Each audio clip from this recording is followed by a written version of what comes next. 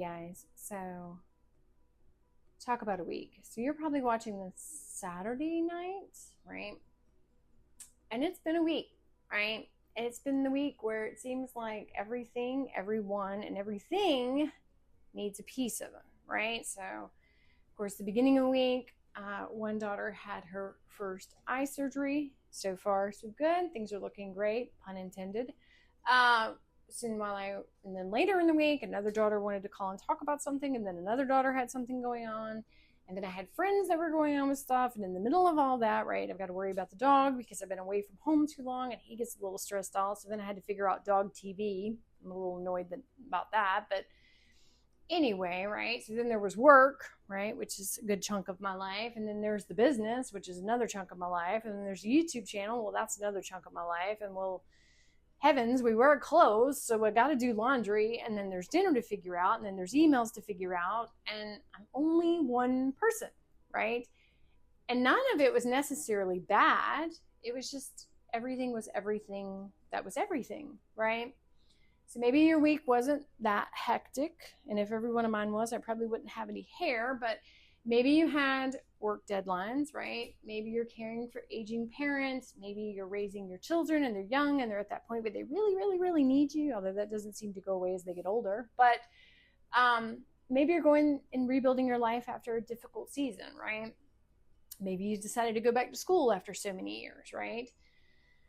Sometimes it just feels like life can ask too much from us and your nervous system feels completely tapped out, right?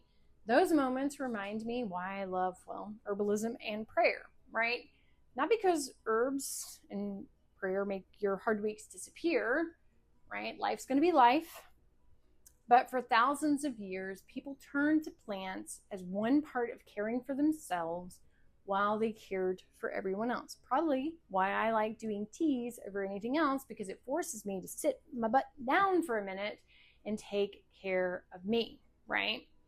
So if you have been following my channel for a while now, you might remember the adaptogen video.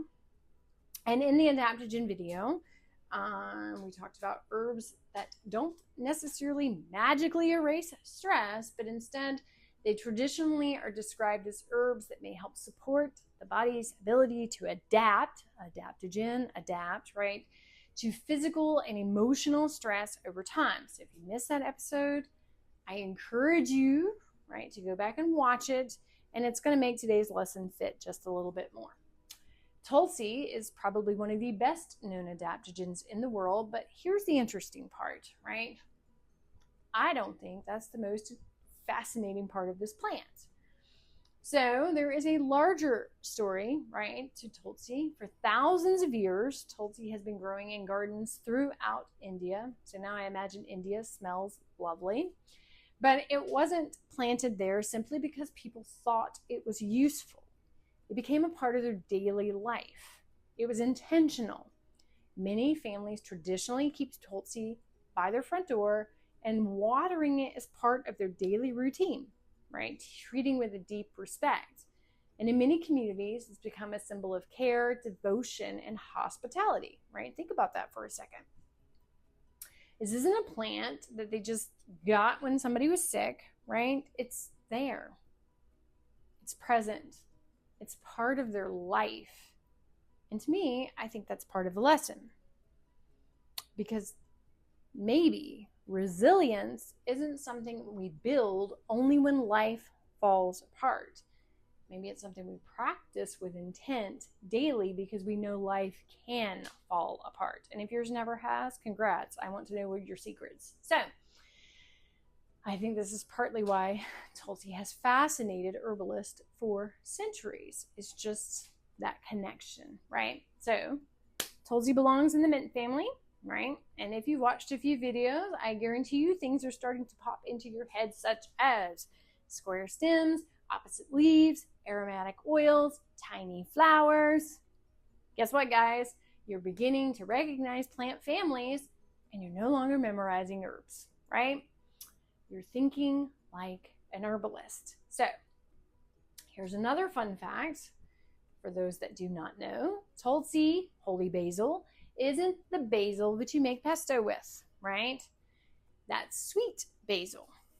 They are related, but they're different plants with different traditional uses. I like to think about sweet basil is the basil that decided to grow up and be the famous chef, right? And holy basil is the basil that grew up and decided to be the naturopath, right? Went more down that herbal path. So why has Tulsi remained so important for so long? Well, traditional practitioners didn't reach for Tulsi simply because someone said they were stressed. They viewed it as a plant that supported resilience during seasons of physical and emotional challenge. Historically, Tulsi has been used to support a healthy stress response, your nervous system, respiratory wellness, healthy digestion, general wellness, and vitality. And notice something, right?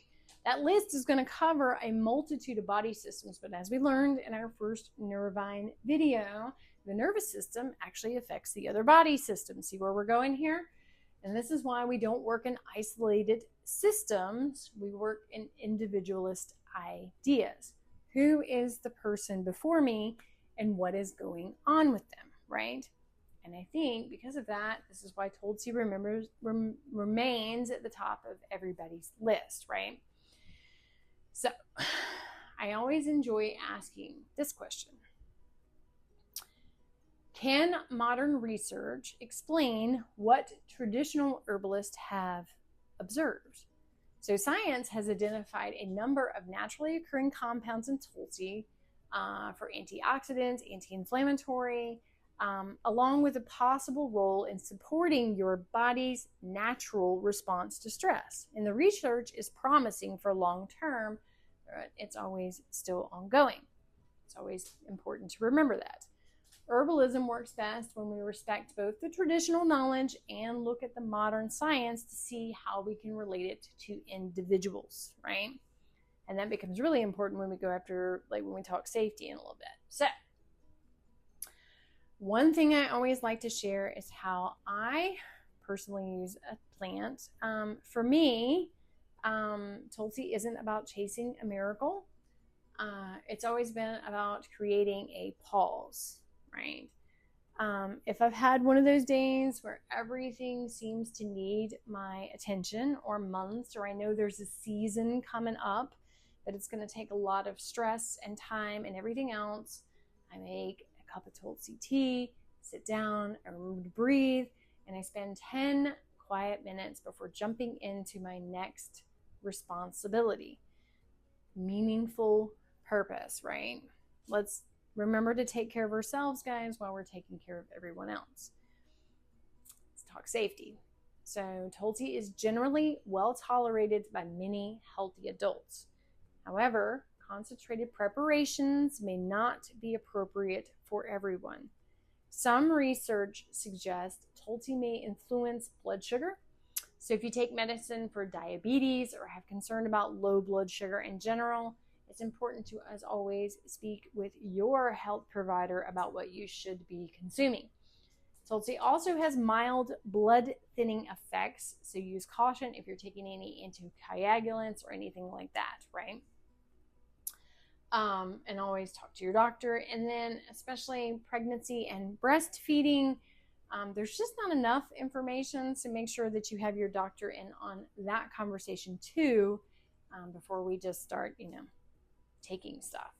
Remember, natural doesn't mean risk-free. It's different risk. Responsible herbalism means knowing when to use the plant and when not to use the plant. And just because the crazy lady on YouTube told you to take it or not, you should always do your own research and talk to your doctor. So let's think like an herbalist for a minute. So if someone was to walk onto my porch and simply say, let's say both of, two of my friends come over and they say I'm stressed, when am I immediately going to hand them both Tulsi? No. So I'm going to ask them questions, right?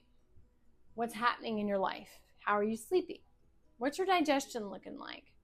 How's your energy levels? Are you constantly feeling run down? Are you mentally tired and physically tired, or just physically tired, right?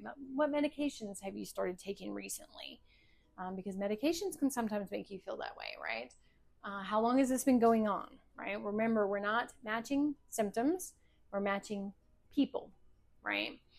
And that's why those two people that walked onto my porch might get a totally different cup of tea. And a good hostess, especially an herbalist hostess, has many teas available for their needs. So,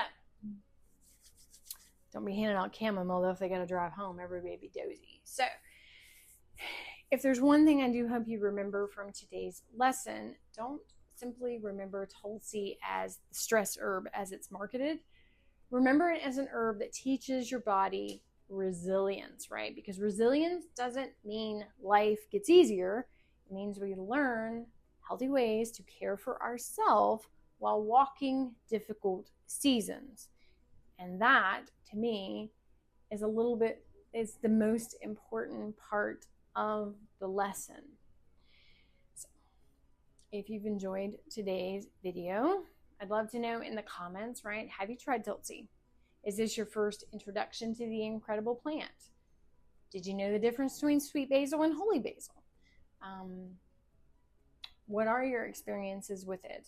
Have you heard the marketing hype around it and thought it was going to cure you, only to maybe feel worse before you felt better, right? Remember, adaptogens, if you watch the video, they can take a little time before you'll actually see any effects. So until next time, guys, stay rooted, stay curious, and as always, keep growing in grace.